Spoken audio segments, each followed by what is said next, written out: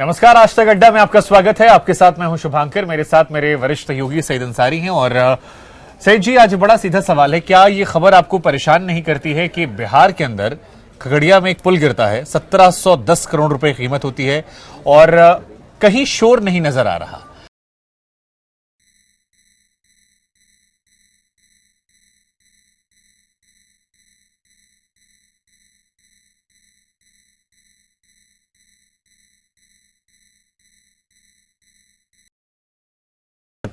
तेजस्वी कहते हैं जी गलत तरीके से बना रहा था, गिरेगा तो है, ये है, हम पता करते हैं। तेजस्वी गिरा तो तेज प्रताप कहते हैं हम बनवा रहे हैं, बीजेपी वाला गिरा रहा है। नहीं, बिल्कुल परेशान करती है ये खबर। परेशान करने से अधिक प्रशासन पर प्रश्न उठाती है। प्रशासन पर प्रश्न इसलिए उठाती है कि पहली बात तो ये कि सीएम और डिप्टी सीएम, मुख्यमंत्री उप मुख्यमंत्री, दोनों के बयान अलग अलग हैं। तेज प्रताप की बात को आप अलग भी कर दें तो ये दोनों, कम से कम मुख्यमंत्री और उप मुख्यमंत्री को एक बात कहनी चाहिए। और ये वही कंस्ट्रक्शन कंपनी है जिसके पास बहुत सारे 15 से 17 हजार करोड़ का ठेका है बिहार में। सोचिए आप, अगर एक इंजीनियर केवल सस्पेंड किया है और केवल कारण बताओ नोटिस। नहीं, ये शर्मनाक है, ये बहुत बहुत बहुत शर्मनाक है। और ये वाकई परेशान करने से अधिक ये प्रश्न है हमारी सरकारों पर, हमारी सरकार पर, कि आप आंख मूंद करके किस तरह से बैठे रहते हैं और आपका उसके बाद आपका रिएक्शन वो और ज्यादा तकलीफ देता है। अच्छा, उससे बड़ा इतिहास देखिए, आजाद भारत का पहला पुल है जो उद्घाटन से पहले 2 बार टूटा है।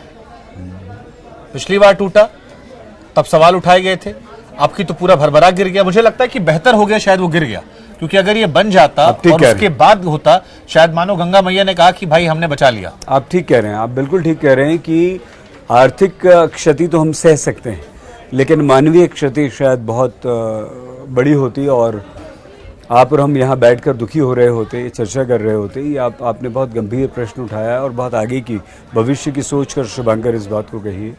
लेकिन क्यों ये सवाल आज नीतीश कुमार से नहीं पूछा जा रहा है? क्यों नीतीश कुमार इतना कैजुअल आज नज़र आ रहे हैं? क्यों तेजस्वी यादव इतना आराम से नज़र आ रहे हैं? क्यों उनमें ये बेचैनी नहीं है?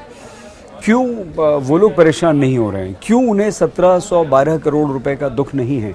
क्यों उन्हें भविष्य की चिंता नहीं कि यदि ये बन जाता है जैसा शुभांकर कह रहे हैं, और तब अगर ऐसा कोई हादसा सर, वो तो छोड़िए, अगर ये रविवार के दिन किसी और दिन गिरा होता, उस पे काम चल रहा था, मजदूर वहां रहते थे, गनीमत थी कि उस दिन संडे के दिन मजदूरों को छुट्टी मिल जाती है, वरना इसी कंस्ट्रक्शन में कितने लोग मर जाते। 1 साल पहले गिरा, आपने क्या कदम उठाया? आपने जांच करवाई आपने कहा ये इशू है, आपने कुछ मरम्मत नहीं करवाई, आपने उस कंपनी को ब्लैकलिस्ट नहीं किया, आप उसको ठेका दे रहे 15-17 हजार करोड़, और आज भी आप उस कंपनी को ब्लैकलिस्ट नहीं कर रहे, उसके अधिकारियों को गिरफ्तार नहीं कर रहे, हिरासत में नहीं ले रहे। क्यों? क्योंकि बाकी जगह भी ठेके हैं। तो क्यों ना कहा जाए सीधे सीधे करप्शन का मामला है, प्रथम दृष्टया दिख रहा है। बिल्कुल सही, आप ठीक कह रहे हैं। सारे के सारे इसके बाद, इस हादसे के बाद 15 से 18 करोड़ आप बता रहे हैं ना जी।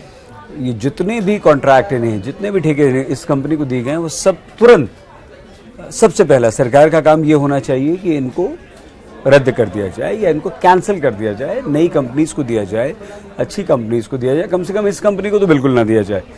3 बार अगर ये पुल गिरता है, तीसरी बार में तो धराशायी हो, मतलब जलमग्न हो गया, तो ये बहुत बहुत गंभीर है। और आपको ये भी जान के हैरानी होगी, बिहार में पहला पुल नहीं है, इससे पहले भी एक पुल गिरा था उद्घाटन से पहले, और बीते 1 साल में 6 से 7 ऐसे निर्माण है जो गिरे हैं, कहीं 14 करोड़, कहीं 1 करोड़, कहीं 1.5 करोड़।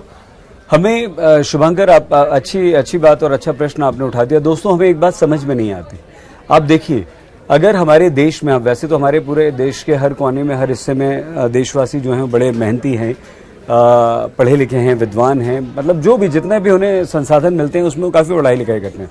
लेकिन सबसे आगे अगर कोई मेहनत कश है, कोई मेहनती है, तो वो बिहार के लोग हैं।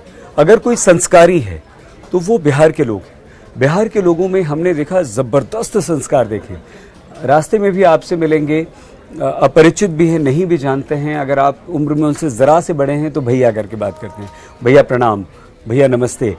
और मेहनती तो होते ही होते हैं, लेबोरियस इतने ज़्यादा हैं कि पढ़ाई लिखाई में बिहार के बच्चे जो हैं वो महानगरों, दिल्ली जैसे महानगरों में, अब तो इंदौर तक पहुंच गए हैं, वहाँ पर सैकड़ों की नहीं हज़ारों की तादाद में बच्चे हैं। और देश की सबसे बड़ी सेवा सर्विस, आपका शायद कार्यक्रम भी होगा, इसलिए मैं आपसे एक सवाल पूछ लेता हूं आपसे। सिविल सर्विसेज में बिहार के बच्चे मेहनत करते हैं और आते हैं, मतलब जबरदस्त। मैंने यूनिवर्सिटीज में देखा है, दिल्ली यूनिवर्सिटी में देखा है, दिल्ली की और यूनिवर्सिटीज में देखा है, बिहार के बच्चों को खान पान में खुद बेचारे गरीब हों, कम पैसा हो, गरीब कहना तो गलत है, गरीब कोई नहीं होता, कमज़ोर हैं, लेकिन आपको ऑफर करते हैं, आपका इतना मान सम्मान, आप मतलब कोई भी हो, मैं हूँ, शुभांकर हैं, आप हों, अगर उम्र में आप एक दिन भी बढ़े हैं, थोड़े से भी बढ़े हैं, तो आपको वो सम्मान मिलता है। वो मैंने देश के किसी हिस्से में, किसी प्रांत में लोगों को इतना सम्मान देते हुए नहीं देखा।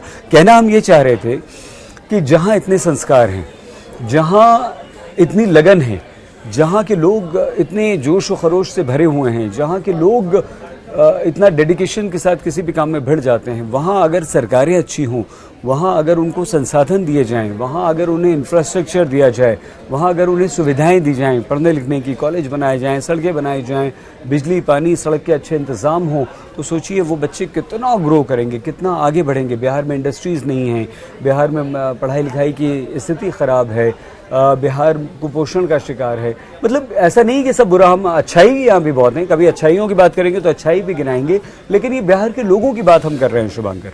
बिल्कुल। अब एक आखिरी सवाल आपसे मेरा कि अंग्रेजों के बनाए पुल 100 साल चलते हैं, 56 हो गया, यही तो मैं आपसे कह रहा था। 56, मैं क्षमा शुभांकर, और हमें आप बात करना चाह रहे हैं, खत्म करें, नहीं खत्म करते हैं इसी के साथ बुलेटिन में। अपना प्लीज बहुत ख्याल रखिएगा। Thank you very much.